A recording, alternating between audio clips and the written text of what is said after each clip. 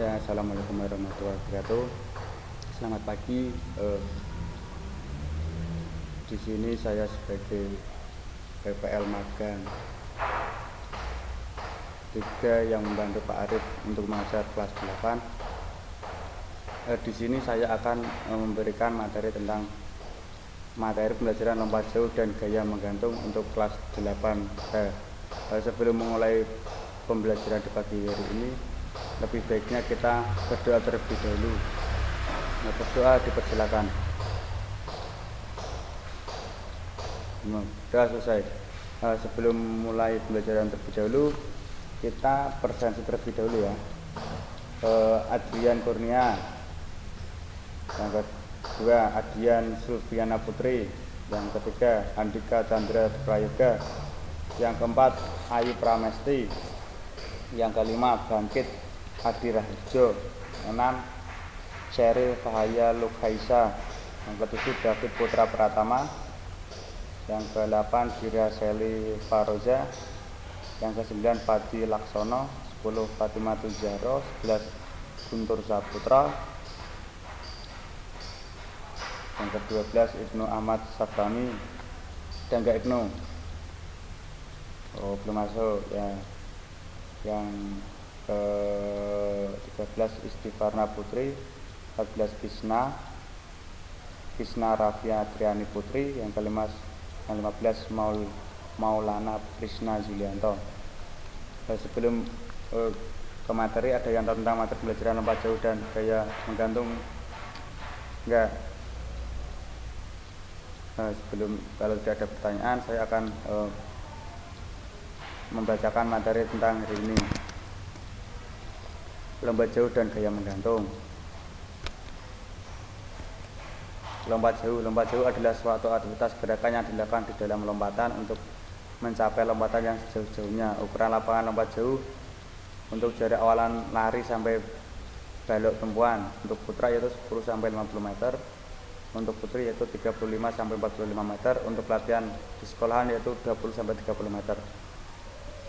Balok tumpuan tebal 10 cm, panjang 1,72 meter, lebar 30 cm. Bak lompatan panjangnya yaitu 9 meter, lebarnya 2,75 meter. Kedalaman bak lompat yaitu 1 meter, kurang lebih 1 meter, seperti itu. Macam-macam ini lompatan jauh. Macam-macam gaya umum yang digunakan pada lompat jauh adalah yang pertama yaitu gaya jongkok atau truk kaur. Yang kedua itu gaya berjalan di udara atau lauf atau walking running in the air. Yang ketiga itu gaya menggantung atau melinting atau sniper atau hang. Lompat gaya menggantung sering disebut juga lompat jauh gaya melanting, yaitu suatu cara melompat yang pada saat di udara badan melanting di belakang seolah-olah seperti orang yang sedang menggantung. Tujuan lompat jauh yaitu untuk dapat melompat dengan jarak yang sejauh-jauhnya. Awalan pada suatu gerakan saat digunakan untuk mendapatkan kecepatan yang setinggi-tingginya sebelum melakukan tolakan. Cara melakukan awalan yaitu yang pertama, pertambahan kecepatan sedikit demi sedikit sebelum bertumpu atau bertolak, yaitu pada saat lari kecepatannya semakin bertambah, bukan semakin lemas. Yang kedua itu pinggang diturunkan sedikit pada saat langkah akhir awalan. Tumpuan atau tolakan. Cara melakukan tumpuan atau tolakan: ayunkan paha kaki ayun secara cepat ke posisi horizontal dan dipertahankan. Yang kedua, luruskan sandi mata kaki lutut yang dipinggang pada waktu melakukan tolakan. Yang ketiga, bertolak ke depan atas. Yang keempat, sudut tolakan 45 derajat. Sikap badan di udara. Cara melakukan sikap badan di udara yaitu bersama dengan melakukan tolakan, kaki diayun ke depan ke arah atas. Yang kedua, pada saat badan melayang di udara, kaki diturunkan pada bersamaan dengan itu, pinggang didorong ke depan, kepala ditenggadakan sedikit ke atas, dada dibusukkan kedua tangan ke atas ke arah belakang. Yang ketiga, pada saat melakukan mendarat, kedua kaki yang menggantung diayunkan ke depan, badan dibungkukkan dan kepala ditundukkan siap untuk mendarat. Mendarat, cara melakukan pendaratan pada lompat jauh. Yang pertama, kepala harus ditundukkan ke depan. Yang kedua, kedua lengan diayunkan ke depan. Yang ketiga, badan harus dibungkukkan ke depan. Yang keempat, saat jatuh dengan menggunakan kedua kaki secara bersamaan. Jika badan pada waktu jatuh itu mendarat, yaitu si pelompat harus mengusahakan jatuh mendarat dengan sebaik-baiknya. Jangan sampai jatuhnya badan atau lengan ke belakang, karena akan merugikan. Mendaratlah dengan kedua kaki dengan lengan ke depan. Ini adalah hal-hal yang perlu dihindari. Yang pertama yaitu yang A, memperpendek atau memperpanjang langkah terakhir sebelum bertolak. Yang B, bertolak dari tumit dengan kecepatan yang tidak memadai. Yang C, badan miring jauh ke depan atau ke belakang. Yang D, fase yang tidak seimbang. Yang E, gerak kaki yang prematur.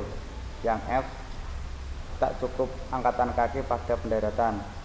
Yang G, satu kaki turun mendahului kaki lain pada saat mendarat. Hal-hal yang perlu diperhatikan. Yang pertama itu pelari kecepatan sampai saat menolak. Capailah dorongan yang cepat dan dinamis dan belokan tumpuan. Rubahlah sedikit posisi lari bertujuan mencapai posisi lebih tegak. Gunakan gerakan kompensasi lengan yang baik. Capailah jangkauan gerak yang baik. Gerak akhir agar dibuat lebih kuat dengan menggunakan lebih besar daya kepadanya. Latihan gerakan pendaratan. Kuasai gerak yang betul dari lengan dan kaki dalam mengeluarkan dan membengkokkan. Mungkin cukup sekian dari presentasi kami. Mungkin anak-anak yang bisa dipertanyakan nanti bisa lewat WA atau